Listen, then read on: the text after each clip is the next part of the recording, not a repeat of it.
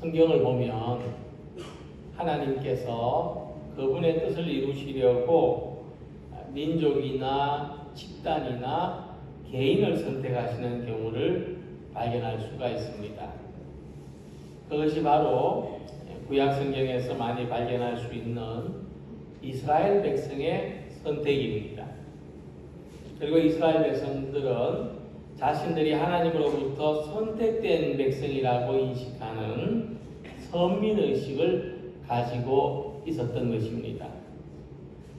이와 같이 선민의식은 예수님께서 공생애 활동을 하시던 시기에 유대교가 오랫동안 가지고 있었고 지금도 상당수 이스라엘 사람들 사이에서 계속 내려오고 있는 생각입니다. 그런데 같은 성경 안에서 이 선민의식이 가진 폐단을 지적하고 있으며 또 이 부정적인 면을 극복하는 길도 같은 성경 안에서 제시하고 있다고 하는 것입니다. 사실 우리는 유대인들만 선민의식을 가졌다고 생각하기가 쉽지만은 고대 히랍인들도 일종의 문화적인 선민의식을 가지고 있었습니다. 고대 그리스도인들은 자신들을 문화인이라고 불렀습니다. 그리고 외국인들은 야만인으로 차별했습니다.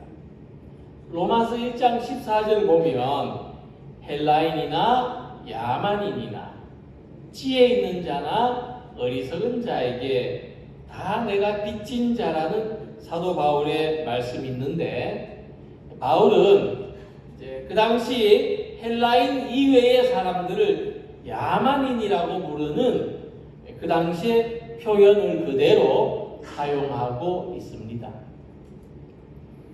헬라인 입장에서 보면은 자기들은 문화인이고 자기들은 문화적으로 깨어있는 계몽된 사람들이고 나머지 사람들은 모두 야만인이다. 깨이지 못한 사람들이다 하고 보았던 것입니다. 자, 우리도 과거에 우리 민족을 동방예의지국이라 칭하면서 중국 사람들은 떼놈, 일본 사람들은 쪽발이 이렇게 불렀던 것은 좀 이와 비슷한 면이 있다. 문화적인 선민의식이 있었다. 이렇게 볼 수가 있고 또 중국 사람들도 일본 사람들도 역시 다른 나라 사람들에 대해서 차별의식을 가지고 있었던 것은 마찬가지였습니다. 자, 근데 이스라엘 사람들은 다른 민족을 이방인이라고 부르면서 자기들은 선택받은 백성이다 하는 어떤 그 민족적인 선민의식을 가졌는데 이 민족적인 선민의식은 문화적인 선민의식보다 더 심각한 차별과 우월의식을 나타내는 것입니다. 유대인들은 나라가 망하고 세계 각지에 흩어져 살면서도 자신들이 선민이라고 하는 이 민족적인 우월의식만큼은 잃지 않고 있었는데 이런 사상이 그들의 전통을 지켜나가는 힘이 되기도 했습니다. 하지만 역설적으로 유대인들이 2차 대전 시기에 독일인으로부터 수백만 명이 학살당하는 것은 아리안족의 우월성을 강조하고 유대인들을 증오하는 히틀러의 민족 우월주의 정책 때문이었다 하는 것입니다. 미국에서도 백일 우월주의를 신봉하는 단체가 있는데 KKK라고 하죠. 이 사람들은 백인 우월주의를 신봉하는 단체인데 흑인이나 유색인종들한테 테러를 합니다. 이런 것처럼 차별적인 선민의식은 항상 다른 민족이나 다른 사람들에 대한 혐오, 멸시, 폭력, 전쟁 등으로 나타났습니다. 그래서 하나님께서 아브라함을 선택하실 때 특별한 사명을 주셨다는 것을 오늘 우리가 함께 생각해 보려고 합니다. 너로 큰 민족을 이루고 내게 복을 주어 내 이름을 창대하게 하리니 너는 복이 될지라. 개역성경에는 복의 근원이 될지라고 되어 있습니다. 땅의 모든 족속이 너로 말미암아 복을 얻을 것이라. 자, 이 말씀에서 보면은 아브라함을 향한 하나님의 선택은 특권으로 주신 것이 아니라 세상 모든 사람, 모든 민족에게 하나님의 복을 전달하기 위한 사명으로 주셨다는 겁니다. 하나님은 이 사명을 감당케 하시려고 아브라함을 선택하셨습니다. 자, 함께 읽은 말씀에도 사도 바울은 우리가 아브라함 자손으로 선택을 받고 부름을 받은 것은 세상을 복되게 하기 위한 하나님의 사명이라는 것을 강조하고 있습니다. 그래서 오늘 우리가 함께 생각해 볼 말씀은 하나님의 선택에는 사명이 있다 하는 것입니다.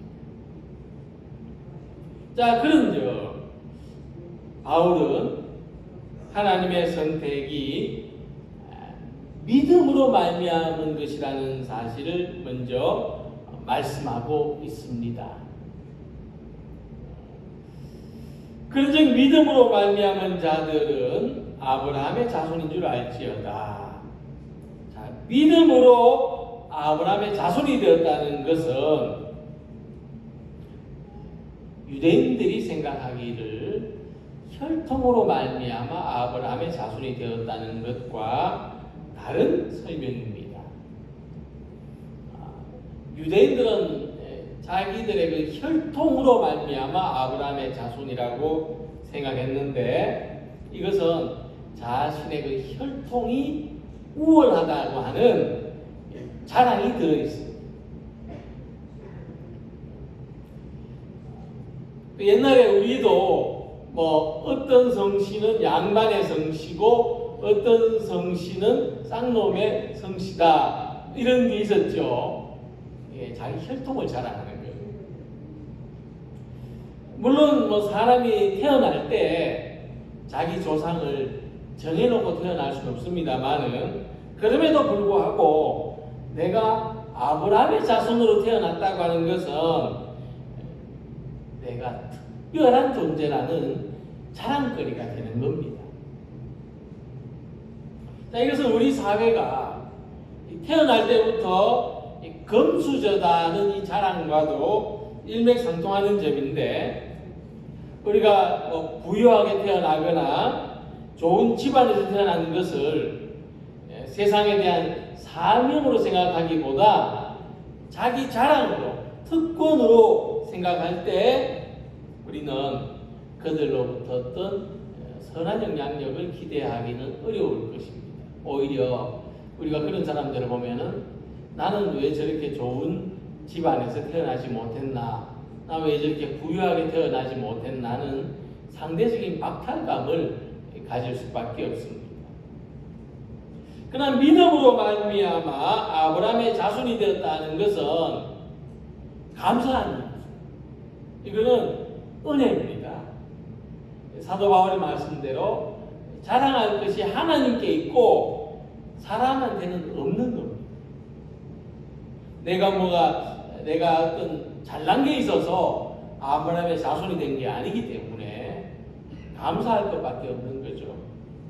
그래서 에베소서 2장 8절 9절에서 말씀하기를 너희는 그 은혜에 의하여 믿음으로 말미암아 구원을 받았으니 이것은 너희에게서 난 것이 아니요 하나님의 선물이라. 행위에서 난 것이 아니니 이는 누구든지 자랑하지 못하게 함이라고 했습니다. 예, 그래서 우리가 선택받은 것을, 우리가 아브라함의 자손 된 것을 내 자랑이 아니라 하나님의 은혜라고 자랑하는 것은 하나님의 선물이기 때문입니다. 전적으로 하나님의 은혜이기 때문입니다. 그래서 선하신 하나님은 모든 사람들이 각자 다양한 환경과 개성을 가지고 있음에도 불구하고 그것으로 자기를 자랑하거나 차별하지 않고 공평하고 정의롭게 살아가는 것을 기뻐하십니다. 그리고 사람들이 살아가는 세상뿐만 아니라 하나님이 창조하신 모든 생명들한테도 공평하고 정의로운 다스림이 이루어지도록 해야 하는 것입니다. 그래서 우리는 내가 예수 믿고 구원을 받았다는 것이 자랑거리로 생각하기보다는 하나님의 은혜로서 세상을 향한 사명을 받은 것이라고 하는 사실을 잊지 말아야 합니다. 자, 그렇다면 우리는 이 사명을 어떻게 감당하며 살 것인가? 이 받은 은혜를 어떻게 보답하며 살 것인가 하는 진지한 성찰이 필요한 것이죠. 104세의 철학자 김영석 교수는 예수를 믿는다는 것이라는 책에서 믿음은 예수 그리스도의 인격과 삶을 나의 것으로 받아들이고 그분의 사명에 동참하는 일이다 하고 말했습니다. 굉장히 아주 잘 정리했죠. 믿음이 무엇인가, 예수님을 믿는다는 게 무엇인가를 잘 정리한 말씀입니다. 근데 이런 생각에는 그분의 이제 신앙이 있었기 때문이죠. 그분은 이런 말을 했습니다. 나는 스스로 자라기보다 신앙이 나를 자라게 했다. 좀 쉬운 말로 하면 믿음이 나를 살게 했다 하는 말입니다. 이분이 어릴 때에 친구들하고 놀다가도 갑자기 쓰러지는 일이 많았다고 합니다. 원인도 모르죠. 그래서 그분의 어머니가 네가 20살까지만 사는 것만 봐도 여한이 없겠다 하고 말할 정도로 그는 어릴 때 그런 알 수 없는 질환에 시달렸습니다. 이제 이런 것이 그분에게 어떤 믿음의 계기가 됐고, 그래서 그분은 체험적인 믿음을 가지게 된 거죠. 근데 지금은 이 100세가 훌쩍 넘은 연세인데도 치매를 앓지 않고 아주 건강한 뇌기능을 가지고 있는데 오히려 그것이 의학계에서 연구하는 대상이 되겠다고 합니다. 그래서 그에게는 내가 숨을 쉬는 것이 하나님의 은혜라는 신앙의 고백이 있고, 바로 이런 고백에서부터 예수를 믿는 것은 예수님의 사명에 동참하는 것이다 하는 신앙이 나오게 된 것이죠. 그래서 우리가 믿음으로 말미암아 아브라함의 자손이 됐다는 게 무슨 말인가? 이런 말씀드린 것은 분명히 혈통이 아브라함의 자손이라서 아브라함의 자손인 것이 아니다라는 말씀이죠. 그래서 이 말씀은 나라는 존재에 대해서 가지는 감사입니다. 나라는 존재 자체가 감사인 거죠. 우리가 나라는 존재 그 자체에 대해서 감사할 때 우리는 하나님이 주신 사명을 깨닫고 또 건강하게 오래 사는 것을 넘어서 가치 있는 삶을 추구하면서 살아갈 수가 있는 것입니다. 그래서 오늘 우리는 믿음을 가진 사람으로서 살아가는 것에 감사하는 우리 모두가 되시기를 소망합니다. 그리고 하나님이 주신 은혜에 대한 응답으로 이제부터 내가 어떤 가치 있는 일을 하며 살 것인가, 이것을 생각하며 살아가는 우리 모두가 되시기를 소망합니다. 두 번째로 생각할 것은 믿음으로 아브라함의 자손이 된 우리들은 하나님의 특별한 사명을 받았다. 자, 이것은 아브라함이 하나님으로부터 선택될 때 받은 사명과 똑같은 겁니다. 아브라함이 복에 거론된 것처럼 우리들도 복에 거론되는 사명, 다른 사람들을 복되게 하는 사명을 받은 겁니다. 또 하나님이 이방을 믿음으로 말미암아 의로 정하실 것을 성경이 미리 알고 먼저 아브라함에게 복음을 전하되 모든 이방인이 너로 말미암아 복을 받으리라 하였느니라. 아브라함이 하나님의 복을 받은 것은 그로 말미암아 모든 이방인을 복되게 하기 위해서다 하는 말씀이죠. 그래서 이것은 민족적인 선민의식을 넘어서는 것을 말합니다. 즉 우리들도 나와 다른 사람들을 차별하지 말고 모든 사람에게 복이 되는 존재로 살아가야 한다. 우리가 먼저 예수를 믿은 것은 나는 예수를 믿고 너는 예수를 안 믿으니까 나는 자랑스럽고 너는 차별한다가 아니라는 거죠. 모든 사람들을 복되게 하기 위해서 우리를 먼저 부르신 것이다. 슐로모 산드라는 사람은 만들어진 유대인이란 말을 했습니다. 유대인은 만들어졌다. 무슨 말이냐면 그는 이스라엘을 건국한 유대인들이 아브라함의 후손으로 구성된 집단이 아니라는 거예요. 혈통적 유대인이 아니라는 거예요. 지금의 유대인은.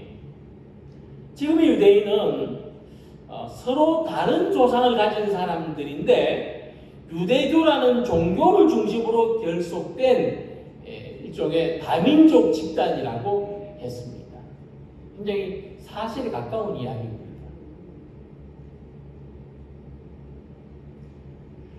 특히 1948년에 이스라엘이라는 국가가 등장하는데 근데 그 이전부터 팔레스타인에 거주하는 아랍인들이 있었어요.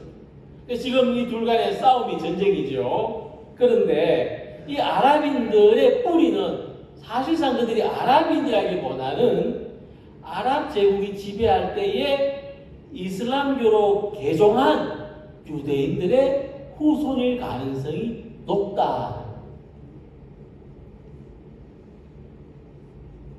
그래서 이 사람의 주장에 따르면은 지금 이스라엘은 누구하고 싸우는 겁니까? 자기들과 같은 조상의 후손들하고 전쟁을 하고 있다는 거예요. 자, 결국 같은 이야기인데 근원을 거슬러 올라갈수록 우리는 하나라는 뿌리를 발견하게 되죠. 거슬러 올라갈수록 우리는 뿌리가 같다는 것을 발견하게 됩니다.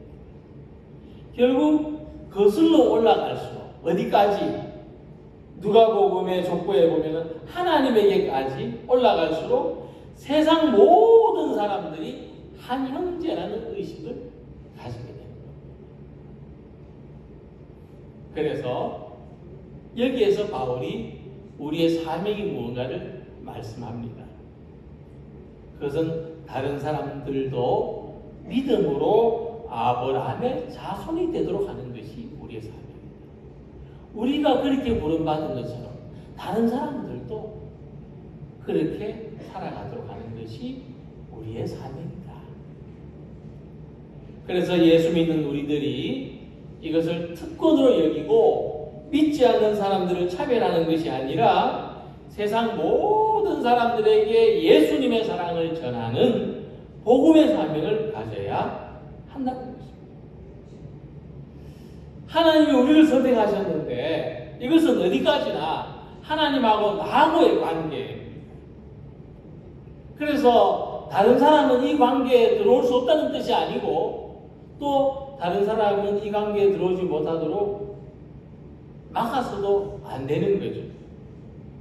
오히려 우리의 사명은 더 많은 사람들이 심지어 하나님의 선택에서 제외되었다고 하는 이방인들까지도 믿음으로 아브라함의 자녀가 되게 하는 것이 우리의 사명입니다. 우리 시골에 가보면 큰 저수지 아래는 농사를 짓는 땅이 많고 작은 저수지 아래는 농사를 짓는 땅이 적습니다. 그래서 복의 근원이 된다는 것은 농사를 지을 수 있도록 물을 공급하는 것과 같은 개념입니다. 다르게 말하면 우리가 하나님의 자녀로 복을 많이 받는다는 것은 다 좋으라고 받는 복이 아니에요. 축복의 원리가 이와 같습니다. 작은 저수지가 될 거냐, 큰 저수지가 될 거냐 하는 것은 내가 가진 사명의 크기에 비례하는 거예요. 가진 사명이 작으면 작은 저수지로 살 수밖에 없어요. 가진 사명이 크면 큰 저수지로 살게 되는 것입니다. 사도 바울은 하나님께서 우리를 선택하신 것은 모든 이방인들을 위한 것이라 말씀하셨습니다.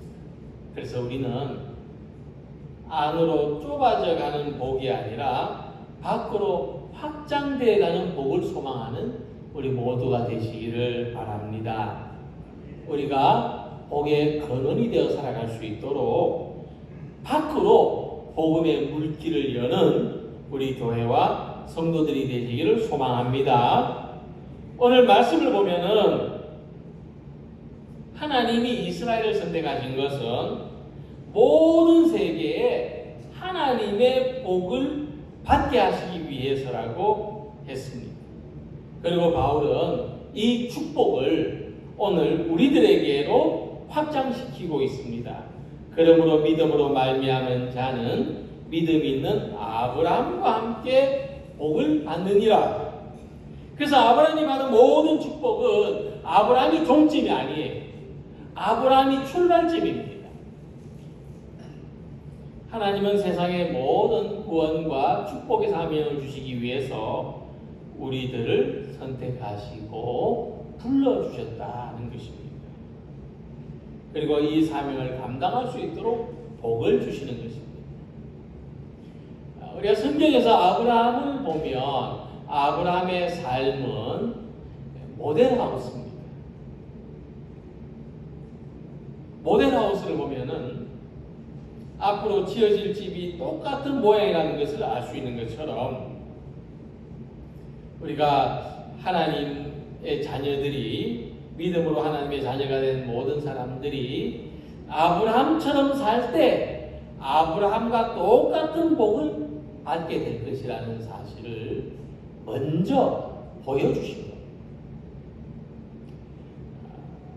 특히 이사야 선지자의 예언을 보면 하나님은 당시 이스라엘과 적대적인 관계에 있는 애굽과 아수르 나라에도 복을 주신다는 말씀이 있습니다. 이는 만군의 여호와께서 복 주시며 이르시되 내 백성 애굽이여 내 손으로 지은 아수르여 나의 기업 이스라엘이여 복이 있을 것이다 하실 것입니다. 그러니까 이 애굽과 아수르는 당시 다른 나라들을 힘으로 지배하던 강대국들이었습니다. 그들이 이스라엘을 지배했죠. 이스라엘을 무너뜨렸습니다. 그런데 하나님께서 이런 나라들에게도 복을 주신다는 것은 뭐냐 하면 그들로 하여금 다른 민족을, 다른 나라를 섬기는 나라가 되게 하겠다는 뜻입니다. 하나님은 우두머리 나라를 세우시겠다는 것이 아니라 종으로 섬기는 나라를 세우시겠다는 뜻입니다. 그래서 예수님은 누구든지 우두머리가 되려고 하는 사람은 다른 사람을 섬기는 사람이 되어야 된다고 말씀하셨습니다. 우리에게는 다른 나라, 다른 사람들을 힘으로 지배할 권리가 있는 것이 아니라 책임져야 되는 사명이 있다는 말씀입니다. 복의 근원 되신 하나님께서 우리들을 선택하시고 불러주셨습니다. 그리고 아브라함에게 주신 것처럼 우리들에게도 복을 주시고 복되게 하셨습니다. 아브라함이 받은 복은 다른 민족들을 책임져야 될 사명이기 때문에 하나님이 주신 것입니다. 우리에게도 이와 같은 사명이 있습니다. 그래서 먼저는 나라는 존재 자체가 복이라는 것을 생각하며 살아가기를 소망합니다. 내가 숨쉬고 살아있는 것 자체가 하나님의 축복입니다. 그리고 우리의 사명은 이 모든 사람들이 예수님이라는 울타리 안에서 복되게 살아가도록 하는 것입니다. 하나님은 우리들로 하여금 이 사명을 감당하도록 건강도 주시고 또 일도 주시고 또 모든 복을 주십니다. 금년에도 우리가 바라고 소망하는 것이 무엇이든지 우리를 선택하신 하나님의 선하신 뜻을 생각하고 주신 사명을 따라서 교회를 복되게 하고 세상을 복되게 하며 살아가는 우리 모두가 되시기를 주님의 이름으로 축원합니다. 기도드리겠습니다.